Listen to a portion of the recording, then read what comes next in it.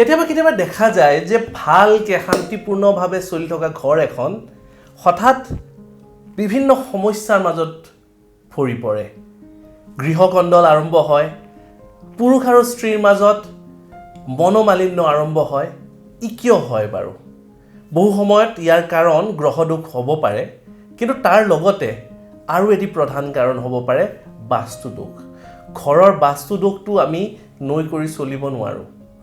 north west কৰ্নাৰ উত্তৰ পশ্চিম যি দিশ এই দিশত যদি কিবা কাৰণত অগ্নি থাকে কিচেন পৰে অগ্নি থাকে তেতিয়াহ'লে ইয়াৰ কাৰণ এটা হ'ব পাৰে আপোনালোকে নৰ্থ ৱেষ্ট কৰ্নাৰটো নিশ্চয় মন দিব লাগিব চাফাকৈ ৰাখিব তাতে আপোনালোকে ভাল সেউজীয়াৰ ফুল এনেকুৱা ধৰণৰ বস্তু ৰাখিব পাৰে লগতে আপোনালোকৰ বেডৰুমটোত আপোনালোকে মন দিব লাগিব বেডৰুমটো যাতে চাফা পৰিষ্কাৰ চিজিল হৈ থাকে তাতে যাতে বহু কাপোৰ কানি বস্তু হাবি জাবি এনেকুৱা ধৰণৰ খেলি মেলি হৈ নাথাকে আৰু এই দিশটোত যদি মন দিয়ে তেতিয়াহ'লে আপোনালোকে বহু পৰিমাণে এই সমস্যাটোৰ পৰা হাত সাৰি চলিব পাৰিব